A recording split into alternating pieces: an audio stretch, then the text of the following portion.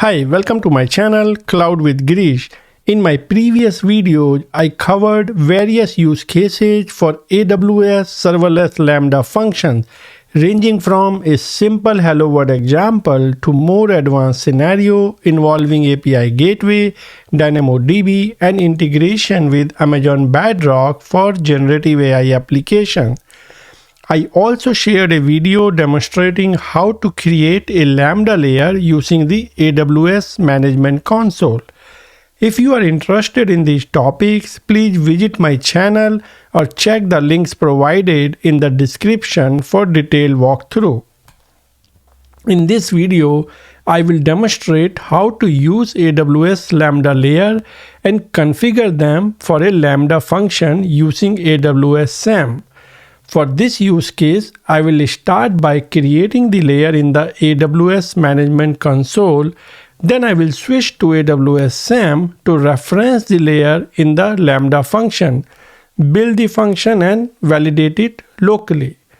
In the next video, I will show you how to work with Lambda layer using AWS SAM and infrastructure as code framework for building, testing and deploying Lambda function to the AWS cloud. This will include creating a Lambda layer using AWS SAM and configuring a Lambda function to reference the layer. Let's look at the architecture. In this architecture diagram, you will see that there are two Lambda functions here, and if I have the Lambda function code plus the common function, both the code are together, and that means my deployment package size will be bigger. And then if I have a common function which is used by both the function, I need to embed that code in both the function when I'm deploying the Lambda function. If I'm using the layer, I can separate the common function into this layer, and then this layer can be referenced by each of the Lambda function that need to use that common function. And that's really one of the key benefits of using the layer. So your deployment size for the Lambda function is smaller, and then you have the reusability by separating out the common function in a layer. Let's look at the prerequisite. Familiarity with the AWS Management Console, a basic understanding of AWS SAM, a basic understanding of Lambda function, a basic understanding of library and reusable component functions, and a basic knowledge of Python programming. Let's get started. We're going to look at introduction to Lambda layer, what are Lambda layer, the benefit, constraint, and use cases for Lambda layer, creating a Lambda layer, and then using the Lambda layer in a function. Since I'm going to use AWS SAM, we will review the AWS SAM template that defines the Lambda function, and it also provides a reference for the layer. I will build the function using the AWS SAM, and then I will validate it locally using AWS SAM. We can deploy the function using AWS SAM as well, and then at the end we will do the cleanup, which is basically deleting the Lambda function and layer. So let's first review what a Lambda layer is. A Lambda layer is a way to share reusable code and libraries among multiple Lambda functions. It makes the size of Lambda function deployment smaller. Also, by packaging shared functions in a Lambda layer, you can simplify the deployment process and ensure consistency across functions. In order to create the layer, first step is to create a zip file that contains your sharing function code or supplement library. Once created and uploaded in the AWS using console or infrastructure as code, this layer then can be referenced by the Lambda function. Lambda layer offers several advantages, including reusability of code. For example, a common function can be shared across multiple Lambda functions. Simplified deployment. So by placing the common code in a layer, the deployment size of Lambda function is reduced. This also provides a central location for updating shared code. Inline function editing, if you are interested in that, basically updating the Lambda function through the Lambda console, through the management console. So with reduced deployment size due to layers, Lambda function can be edited inline in the AWS Management Console without exceeding size constraint. I think currently the size constraint is 3 MB. So if your Lambda code function deployment code is like bigger than 3 MB, then it basically need to be in a compressed form. That means you can do the inline function editing. And then library management. So frequently used library can be packaged in a layer, making them accessible to multiple functions. Now, when there are benefits, there are some constraints also. So keep the following constraint in mind, that a Lambda function can use up to 5 layers. And then each layer has a maximum size limit of 50 MB, like compressed. And the total size of the uncompressed function code and layer combined cannot exceed 250 MB. Another important point to note is that layers are immutable. So that means any update to a layer creates a new version, and functions must explicitly reference the updated version to incorporate the changes. Let's look at like few of the use cases of Lambda layers. So Lambda layers can be used in various scenarios. So some of the scenarios are shared library. Shared library can be packaged in layers. So an example will be that if you are using a Python as a programming language, Pandas is a very popular library, and you can include that library for use in a layer, and then it can be used by whatever other functions you have there as Lambda function. Custom function, that's another use case. So you can have a custom function, and that can be packaged in the layer and reused across multiple Lambda function. This is actually the scenario that we will be doing in the hands-on, right? And then there is a common configuration that you can be, include in a layer. Logging utility, you may have a class, you can that a logging utility that can be included in a layer, and then it can be used by multiple Lambda functions. So let's look at like our steps here. So the first, we will create a Lambda layer. So in this example, I will create a Lambda layer to include a reusable Python function that generates a greeting message. And this function, hello greeting, takes a name as input and returns a personalized message. If no name is provided, it defaults to a generic hello world message. Now, this is a classic use of like hello world simple message when you are starting an example of a function. So here is the function code, right? It's very simple. I have a function, hello greeting, is expecting a name parameter, and then I have a condition which is checking that, hey, if name is blank, then you simply return a hello world, and then I'm saying, hey, provide a name if you would like a personalized message, and basically then it returns that, right? So covering for the two possible scenarios,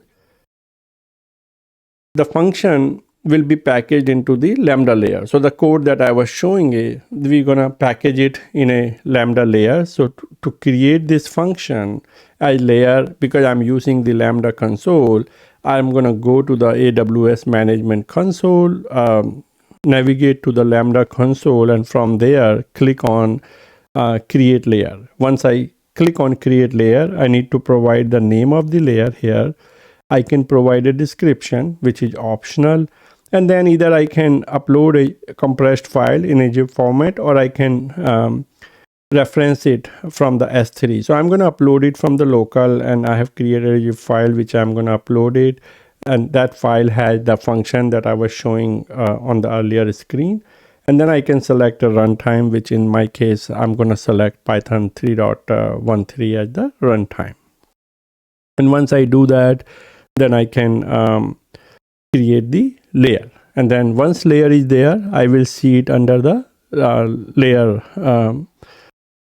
list here. So that's my layer. Now, since I have the layer created, I will now use this Lambda layer in a Lambda function.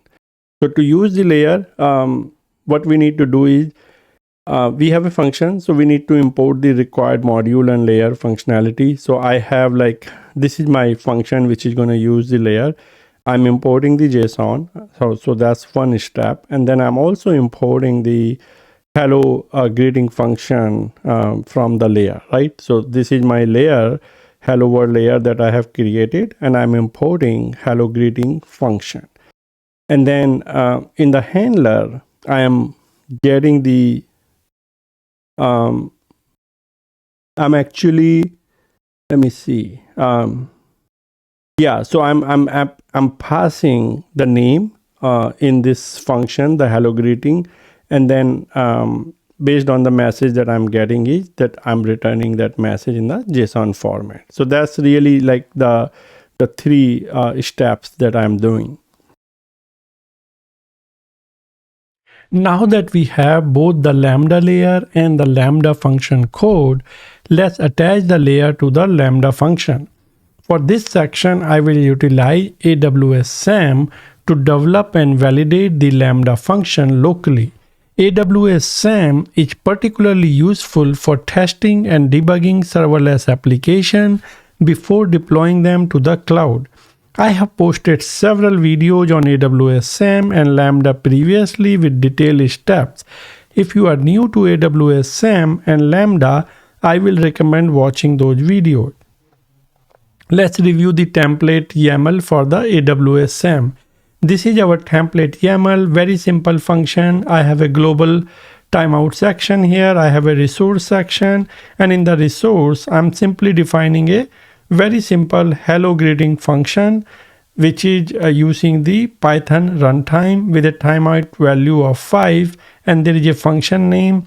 The important definition in this file is the layers, and this is the layer that I have created in the previous step using the AWS Management Console. So that is the reference which is linking this layer with the Lambda function that we will build. Now, one important consideration that you have to remember is that each time you update a layer, a new version is created. So to use the updated layer, ensure you update the reference in your template YAML file. So here, for example, it's referencing the version 1 for this layer. If I update this layer and it becomes a version 2, then I have to come back to this definition and update that reference here. Now, since I'm using AWS SAM for this function, let's begin by building the function, and the command to build the function using AWS SAM is SAM build. So once I run the SAM build, and if my function get built correctly, then I should see a message that build has succeeded.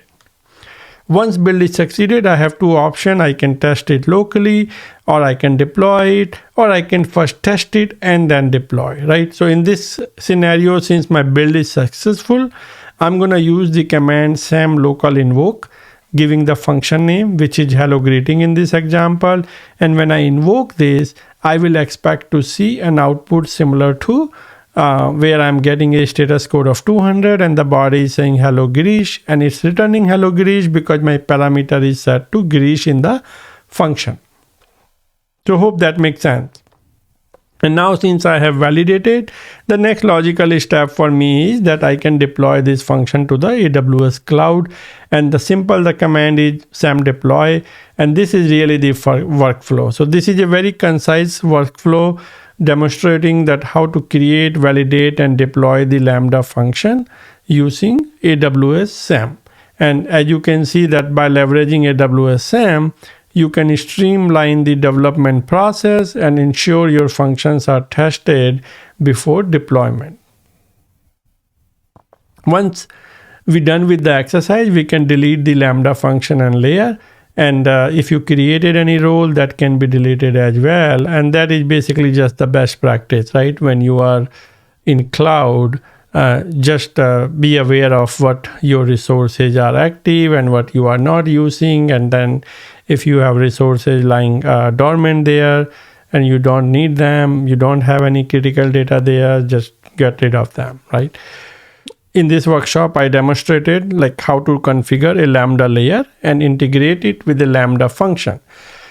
We covered how Lambda layers enable the reuse of code such as shared function and library, and how they can be referenced by one or more Lambda function.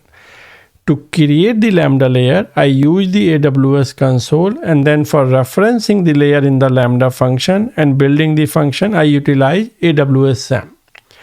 Now in the next video, I will actually do both the part using AWS SAM. So I will use AWS SAM to create the layer and then also to create the Lambda function. And basically that will showcase the effective use of infrastructure as code approach when working with Lambda layer and functions.